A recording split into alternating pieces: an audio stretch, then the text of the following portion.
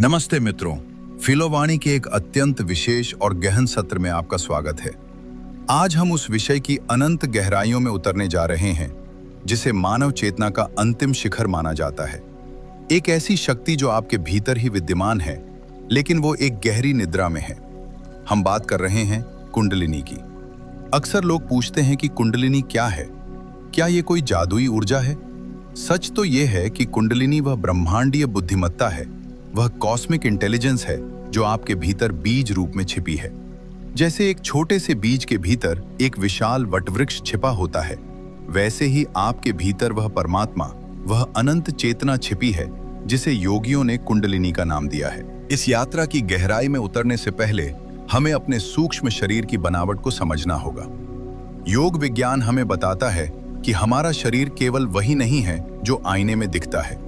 हमारे पास एक सूक्ष्म शरीर भी है जो ऊर्जा की नालियों से बना है, जिन्हें हम नाड़ियां कहते हैं। इनमें 3 नाड़ियां सबसे प्रमुख हैं: इड़ा, पिंगला और सुषुम्ना।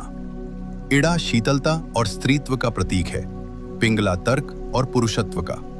सामान्यतः मनुष्य की ऊर्जा इन्हीं 2 नाड़ियों के बीच भटकती रहती है, लेकिन इन दोनों के मिलन बिंदु पर रीढ़ की हड्डी के बिल्कुल केंद्र में एक अत्यंत सूक्ष्म मार्ग है, सुषुम्ना।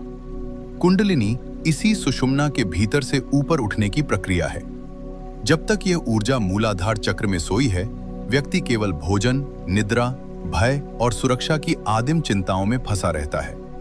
लेकिन जैसे ही यह ऊर्जा जागती है, मानव चेतना का एक नया द्वार खुल जाता है। कुंडलिनी जागरण की प्रक्रिया और अभ्यास। कुंडलिनी जगाने की प्रक्रिया अत्यंत वैज्ञानिक और क्रमिक है। यह कोई एक दिन का चमत्कार नहीं है, बल्कि यह शरीर, प्राण और मन की गहन शुद्धि का परिणाम है। इस प्रक्रिया का सबसे पहला चरण है काया शुद्धि और नाड़ी शुद्धि। जब तक हमारे भीतर की नाड़ियां अशुद्धियों से भरी हैं, तब तक ऊर्जा ऊपर नहीं उठ सकती।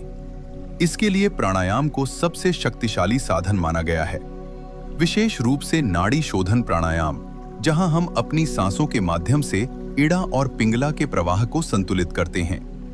जब श्वास गहरी और लयबद्ध होती है, तो शरीर के भीतर एक घर्षण पैदा होता है, जिससे कुंडलिनी की सोई हुई अग्नि प्रज्वलित होने लगती है। दूसरा चरण है आसन और मुद्राएं। कुंडलिनी को जगाने के लिए शरीर का स्थिर होना अनिवार्य है। सिद्धासन या पद्मासन जैसे आसन हमारी रीढ़ की हड्डी को सीधा रखते हैं और ऊर्जा के प्रवाह के लिए एक सीधा मार्ग प्रदान करते हैं।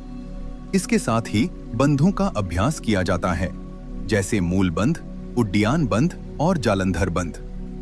ये बंध हमारे शरीर के भीतर ऊर्जा के द्वारों को बंद कर देते हैं, जिससे ऊर्जा बाहर बहने के बजाय नीचे से ऊपर की ओर धकेली जाती है। तीसरा चरण है मानसिक एकाग्रता और ध्यान। केवल शारीरिक क्रियाएं काफी नहीं हैं। जब तक मन विचलित है, ऊर्जा बिखरती रहेगी। साधक को अपने चक्रों पर ध्यान केंद्रित करना होता है। हर चक्र का अपना एक बीज मंत्र होता है, जैसे मूलाधार के लिए लम या हृदय चक्र के लिए यम। इस एकाग्रता से पैदा हुई ऊष्मा, जिसे तप कहा जाता है, वह उस सुप्त शक्ति को ऊपर उठने के लिए विवश कर देती है। यह प्रक्रिया अत्यंत धैर्य की मांग करती है। इसमें साधक को अपने आहार, विहार और आचार पर कड़ा नियंत्रण रखना पड़ता है। सात्विक भोजन और इंद्रियों पर संयम इस मार्ग के अनिवार्य स्तंभ हैं।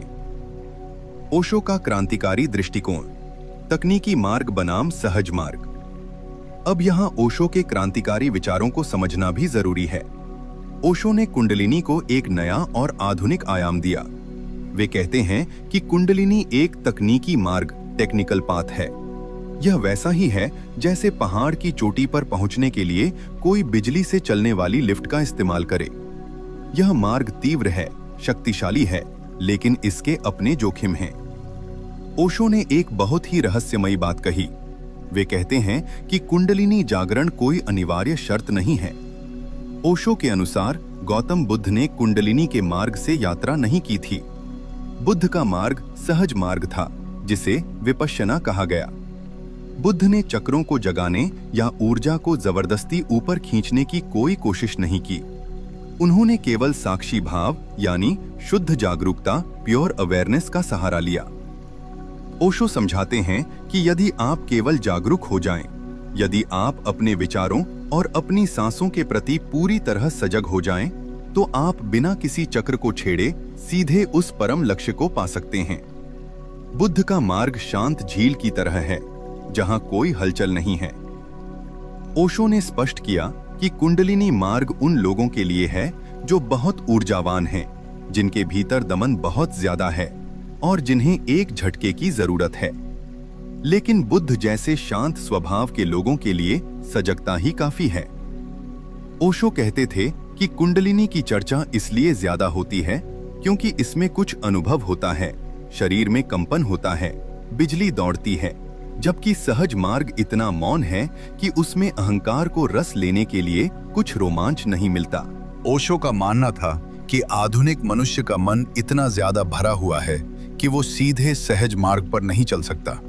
इसीलिए उन्होंने डायनामिक मेडिटेशन जैसी विधियां दी ताकि ऊर्जा पहले सक्रिय हो और फिर शांत होकर ऊपर उठे।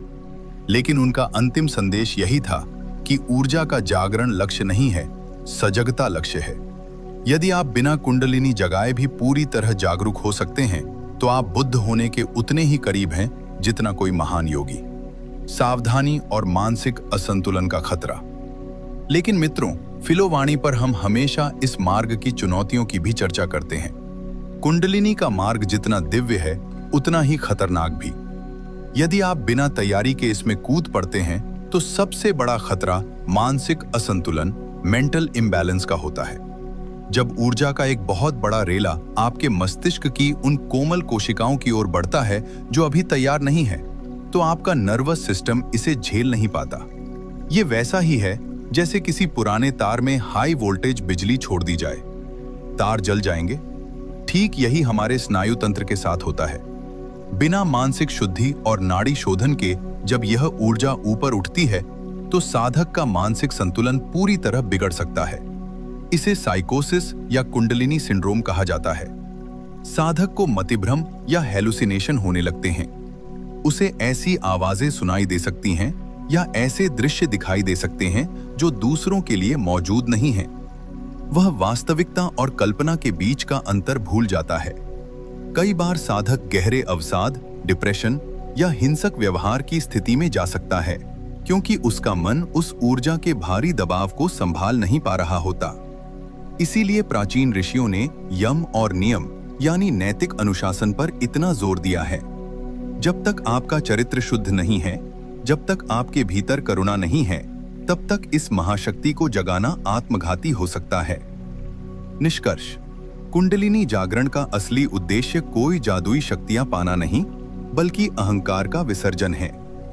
चाहे आप योग के कठिन अभ्यास के मार्ग पर चलें या ओशो और बुद्ध के बताए सहज और जागरूक मार्ग पर, महत्वपूर्ण यह है कि आप अपने भीतर कितने शांत और समर्पित हैं। यह मार्ग अहंकार को बढ़ाने के लिए नहीं, बल्कि अहंकार को पूरी तरह मिटाने के लिए है। जब मैं मिट जाता है, तभी वह विराट ऊर्जा प्रकट होती है। कुंडलिनी का जागना असल में यह जान लेना है कि आप केवल यह शरीर या मन नहीं हैं, बल्कि आप उस अनंत ऊर्जा के ही एक अंश हैं। अपनी साधना को धैर्य और प्रेम से सींचें और याद रखें कि मंजिल से ज्यादा महत्वपूर्ण वह यात्रा है जो आपको आपके वास्तविक स्वरूप से मिलाती है। अंत में फिलोवाणी का यह प्रयास आपको सत्य की गहराई से रूबरू कराना है। अपने भीतर झांकें, अपनी प्रकृति को पहचानें। क्या आप ऊर्जा से भरे एक योद्धा हैं जिसके लिए कुंडलिनी का सक्रिय मार्ग है, या आप बुद्ध की तरह शांत स्वभाव के हैं जिसके लिए सहज मार्ग बेहतर है? अपने मन को एक मंदिर की तरह पवित्र बनाएं और फिर एक दिन आप पाएंगे कि वह परम सत्य आपके भीतर स्वतः ही खिल उठा है। खुद को पहचानें और उस असीम ब्रह्मांड का हिस्सा बनें। हमारे साथ इस दार्शनिक यात्रा में जुड़ने के लिए आपका कोटि-कोटि धन्यवाद।